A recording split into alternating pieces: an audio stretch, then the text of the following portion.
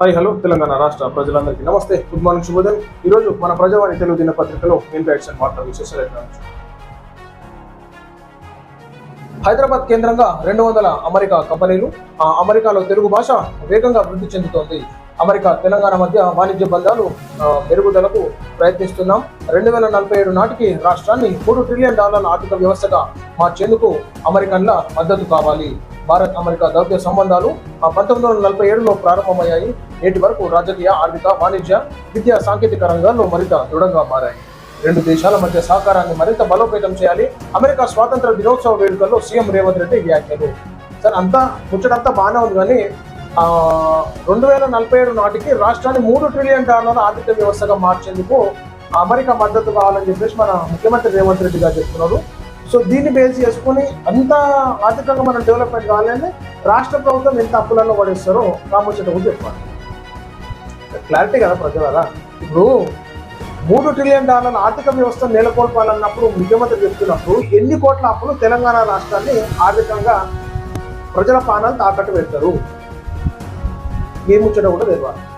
ఎందుకంటే మనము ఎట్లా ఎదుగుదామని అనుకుంటున్నారో ఈ ఉచిత పథకాన్ని ఇష్టం వచ్చినట్టు ఇచ్చుకుంటూ పోతే ప్రతి ఒక్కరి మీద అప్పుల భారం పడుతుంది. పుట్టే పూలకాన్ని మీద కూడా పడుతుంది, కడుపులో పెరిగేటటువంటి బిడ్డ మీద కూడా అప్పు పడుతుంది. ప్రజలారా, ఇది మనం తెలుసుకోవాల్సింది.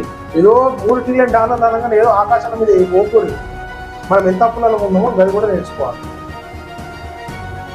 ఊకే కాదు అది. సీఎం రేవంత్ రెడ్డిని ఒక ముచ్చట ఏంటంటే, పుణ్యానికి వస్తూనే మనకు పథకాలు అనుకుంటారు, కానీ పుణ్యానికి ఒక్కరు ఇస్తలేరు. మన పైసలు మనకే పెడుతున్నారు, పుణ్యానికి ఏం వస్తలేవు. మన పోరగాళ్ళ జీవితాలు మాత్రం నాశనం అయ్యేటట్టు ఈ ప్రభుత్వాలు శ్రీకారం చుట్టినాయి, శంకుస్థాపన చేసారు. అది అట్లనే కొనసాగుతుంది. విద్యా హక్కు చట్టం ఎందుకు అమలైతే లేదు? కార్పొరేటు హాస్పిటళ్లలో ఎందుకు విద్యను 25% ఉచితంగా ఇస్తలేరు? ఇదంతా తెలుసుకోవాలి ప్రజలారా మీరు. విద్యా హక్కు చట్టం అమలు అయితే ఈనాడు మన పోరగాళ్ళు కూడా పోయి కార్పొరేట్ స్కూళ్ళలో కూర్చొని చదువుకోవాలి, కానీ రాణిస్తలేరు కదా వాళ్ళు. ఈ ప్రభుత్వాలకి పైసలు వస్తాయి, ఎన్నికలకు సపోర్ట్ చేస్తారు, ఫండ్ ఇస్తారు, ఇంకేటికల్ సక్సెస్ అవుతుంది కాదు కదా. కార్పొరేట్ హాస్పిటళ్లలో పేద ప్రజలకి చికిత్సను అందించాలి 20-25% వరకు. ఎక్కడ అమలు అవుతుంది? ఇదంతా బోగస్ డ్రామాలు ఇవన్నీ. సీఎం రేవంత్ రెడ్డిని కలిసిన ఆర్ కృష్ణయ్య. బీసీలకు 42% రిజర్వేషన్లు కల్పిస్తూ రాష్ట్ర కేబినెట్ నిర్ణయం ఇది తీసుకుంది. ఇక మొత్తం అమలు కావాలి, అది కార్యాచరణలకు రూపం దాల్చాలి. పెళ్లి కూతురు ఉంది, పౌడరు, మేకప్ డబ్బా అంతా తెచ్చి పెట్టినట్టు ఉంది, కానీ టోటల్గా తయారు కాలేదు. ఎన్నికల వరకు టోటల్గా డిక్లేర్ కావాలి. ఆ రిజర్వేషన్ల వారీగా గ్రామీణ ప్రాంతాలలో సర్పంచ్ గెలవాలి, అప్పుడు న్యాయం జరిగినట్టు. ప్రకటనీయంగా కాదు. వైశ్యుల డిమాండ్లను ముఖ్యమంత్రి దృష్టికి తీసుకువెళ్తాం. ఆగస్టు 3న జరిగే వైశ్య రాజకీయ రణబేరి కార్యక్రమంలో పాల్గొంటూ టీపీసీసీ వర్కింగ్ ప్రెసిడెంట్ జగ్గారెడ్డి గాంధీ భవన్లో వైశ్య రాజకీయ రణబేరి పోస్టర్ను ఆవిష్కరించిన జగ్గారెడ్డి అన్నట్టు చూసుకోవచ్చు. 51 చేరిన కళ్ళు బాధితులు 9 మంది మృతి, 14 మంది బాధితులకు గాంధీ ఆసుపత్రిలో కొనసాగుతున్న చికిత్స. నిమ్స్లో 34 మంది బాధితులకు చికిత్స. 6 పరిస్థితి విషయం ఇట్లుంటుందన్నమాట. కల్తీ కళ్ళు తాగకూడదు నాయన, కల్తీ కళ్ళు తాగకూడదు. 10 రూపాయలకైనా కళ్ళు వస్తుందా? కల్ కంపెనీలో పోతే 10 రూపాయలు 20 రూపాయలు సీసా. మరి ఎట్లా తయారు చేస్తారో అర్థం కాదు. ఆ షెట్ల కాడికి పోతే 100 రూపాయలు, 150, 200 రూపాయలు డబ్బా. ఈయనేమో ఒక సీసా 10 రూపాయలు, 15 రూపాయలు, 20 రూపాయలు. మొత్తం కెమికలే ఉంటుంది, దాంట్లో ఏముంటుంది? ఫ్లేవరు, కెమికల్, షేక్ క్రీము, గుల్ఫాము ఇవే ఉంటాయి. కాకుని పానాల మీద తెచ్చుకోండి. మహిళా సంఘాలకు 344 కోట్లు విడుదల. జూలై 12 నుంచి 18 వరకు ఖాతాల్లో జమ అంటారు. మహిళలని మరి కోటి మందిని కోటీశ్వరాలు చేస్తున్నారు. ఇట్లా కావాలి, చెయ్యాలి. సివిల్ ఇంజనీర్లు వినూత్నంగా ఆలోచించాలి. ప్రతి మండలానికి 4 నుంచి 6 మంది లైసెన్సులు సర్వేయర్ లేక చాలా ఇబ్బంది పడుతున్నారు. పోయి దరఖాస్తు పెట్టుకుంటే ఇప్పుడు అమాస పుణ్యానికి వచ్చేది. స్థానిక ఎన్నికలకు ఇప్పటికీ ఆలస్యమైంది, ఎవరు అడ్డుపడద్దు. బీసీలకు 42% రిజర్వేషన్ అమలుకు ఆర్డినెన్స్ తీసుకురావాలని నిర్ణయించాం. బీజేపీ బలహీన వర్గాలకు వ్యతిరేకం. మంత్రి పొన్నం ప్రభాకర్ ఖచ్చితంగా ఆర్డినెన్స్ తీసుకురావాలి, సక్సెస్ చేయాలి. మొత్తం ఇప్పుడే మన సంకల్పం దిగుతున్నారు కాదు తీసుకున్న. టీటీడీలో అన్యమత ఉద్యోగులను తొలగించాలి. కేంద్ర మంత్రి బండి సంజయ్ అయితే అన్యమత ఉద్యోగులు ఎవరైనా ఉంటే తొలగించాలన్నట్టు బండి సంజయ్ గారు చెప్తున్నారు. టీటీడీలో 1000 మందికి పైగా అన్య మతస్థులు పనిచేస్తున్నారని వారిని వెంటనే తొలగించాలని కేంద్ర మంత్రి బండి సంజయ్ తెలిపారు. కలియుగ భద్రాచల దైవం తిరుమల శ్రీనివాసుడిని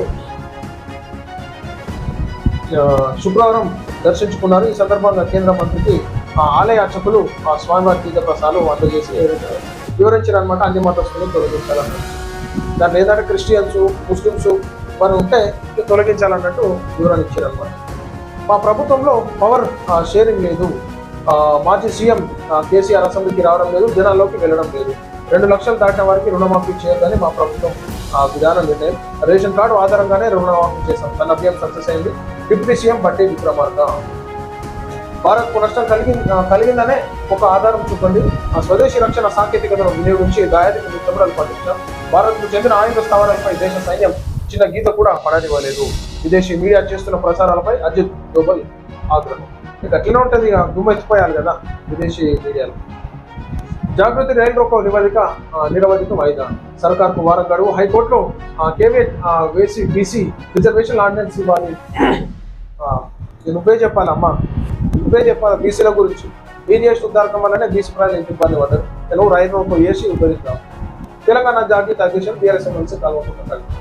ఇక నాశనం చేయకపోతే బీసీ ప్రజలని ఈయన చేసి ఉద్దారకానికి రిజర్వేషన్ తగ్గించి ఈనాడు బీసీ ప్రజలను అన్యాయం చేసి. జూలై 14న నూతన రేషన్ కార్డుల పంపిణీ. తిరుమల సీఎం చేతుల మీదుగా ప్రారంభం. ప్రజా ప్రభుత్వం ఇచ్చిన మాట ప్రకారం సామాజిక న్యాయానికి కట్టుబడి పనిచేస్తుంది. భారతదేశంలోని ఏ రాష్ట్రము చేయని బీసీ కులగణన విజయవంతం చేయలేదు. అదైతే వాస్తవం. నాకు జేసీరా చూపి దాంట్లో ఏదైతే రాష్ట్ర ప్రభుత్వం ఇచ్చిన సామాజిక న్యాయం కట్టుబడి పనిచేస్తుంది. బీసీలకు స్థానిక సంస్థల ఎన్నికలు 42% అమలు కొరకు చట్టం తెచ్చారు మంత్రి ఉత్తమ్ కుమార్ రెడ్డి. కులగణన విజయవంతం కాలేదు. మరి మీ సర్వేర్ ఎవరైనా ఉంటే ఒక 10 ఇళ్లలో పోతే వాళ్ళ డీటెయిల్స్ ఉన్నాయో లేదో చూద్దాం ఉత్తమ్ కుమార్ గారు. సో ఇది ప్రజలను మనం చూస్తాం ఈరోజు మన ప్రజావాణి తెలుగు దినపత్రికలో నేను వార్తలు చూస్తున్నాం. నమస్తే.